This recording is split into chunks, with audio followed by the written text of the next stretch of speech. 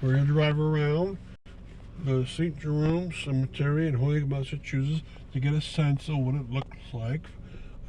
We're right at the divided part between the modern and the old part. The modern part was actually bought long afterwards, so the old part is quite separate. And I'm going to show you along the way some of the more important features of the cemetery. You're going to see a wall that holds up this old ancient part here.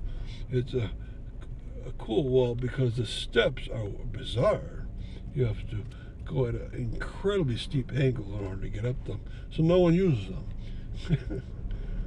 All right, so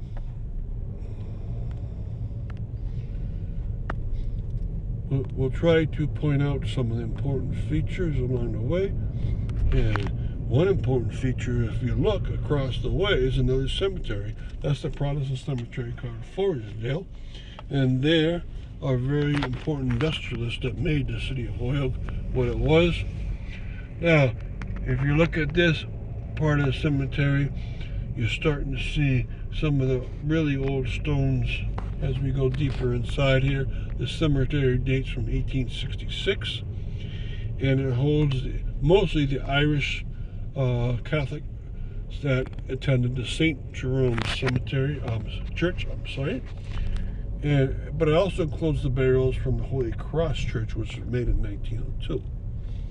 Now, if it has some French Canadians here, that's because before 1870 or 1875, there was no French Canadian cemetery associated with Holyoke. So for 9 years, they had to be buried here. And you can see a lot of names that are quite Irish sounding. The Lynch and the Callahans, and the Sheehan's, and the Donahue, Fitzgerald. Okay, most of the trees are pine trees.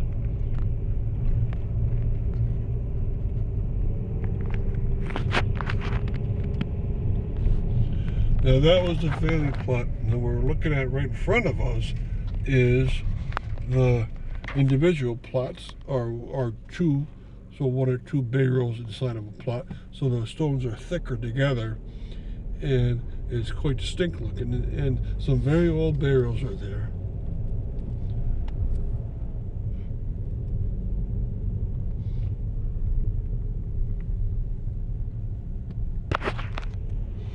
Okay, now right in front of us is the Landers plot. Landers ran a brickyard in South Hadley that used clay from mostly the south side, but often from the Holyoke Canal when it was being dug. Now, on the right side of us is a J.J. O'Connor grave, and that was built for him. When he died, he was a medical doctor that attended a lot of the Irish people of Holyoke, and it has a very beautiful quote on it. You should stop and see that. Now, just beyond it and inwards, and we'll stop along this side, you can see it better, is the Patrick Harkins gravestone. And the Patrick Harkins gravestone is surrounded by his brothers and sisters and father and mother.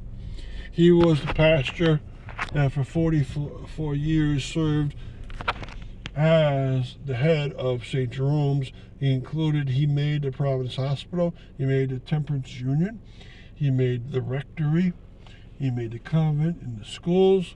He was the builder. That was his nickname, the builder. He made the greatest Catholic campus ever in western or central Massachusetts. And most of it's still there. If you go to Veterans Park area, you'll see most of the features that he made up. He was a great pastor, a very, very stern person in order to get things done, but he built a lot. Now we're going through the midsection on a smaller road, and it's great just to wander around and see these very old stones. Directly in front of us is another pasture, and the pastures are not spread out. They have a priest circle, but this is John Madden, who served as the head of the congregation for St. Jerome's. He was also a vicar general for the Springfield Diocese, which means he's an ambassador.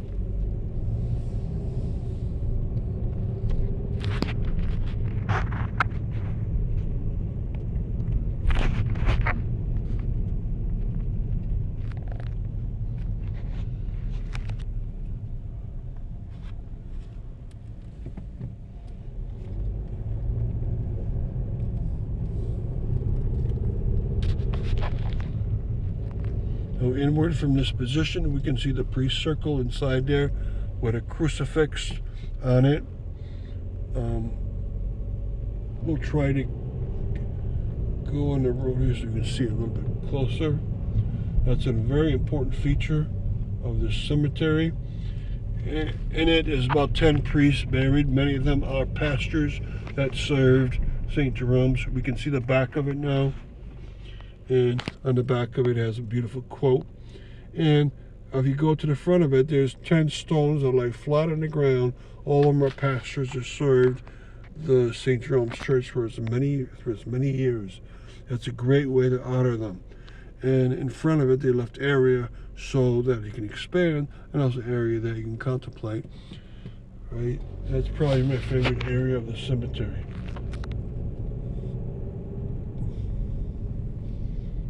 Now for our last stint for the cemetery, we're going to go through the modern section finally. And the modern section has been built up from about the year 1920 or so onwards, whereas the old section was from 1866 onwards. And there's lots of stones as you go towards Northampton Street. But most importantly, there's a columbarium area where if you have ashes of your deceased, you can have them have a vault here and have them buried inside of it and put an inscription on the front of it. This is a very common way of doing things lately nowadays, and it's a good reason to have this.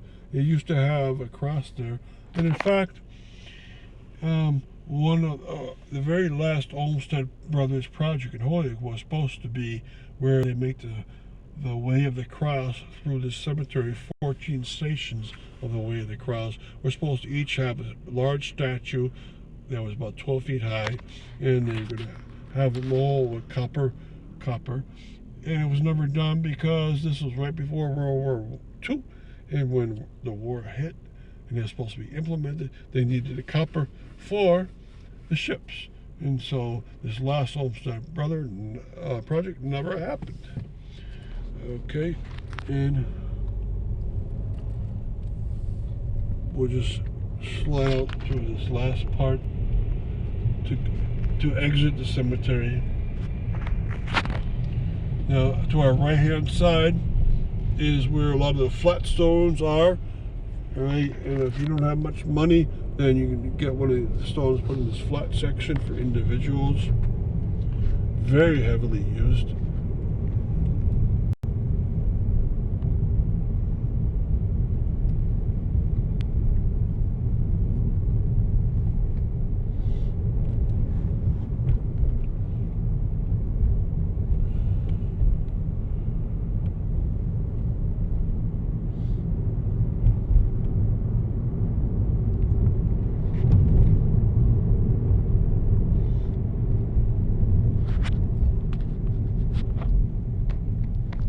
Okay, you can see across the street the Forest Hill Cemetery, and that one is enormous too, and it's gorgeous. Alright, so we'll just ride along the edge of St. Jerome's to finish off here. It's a very beautiful cemetery. I hope you visit and look at details of many parts of it and follow the tour that I made for it. Thank you very much.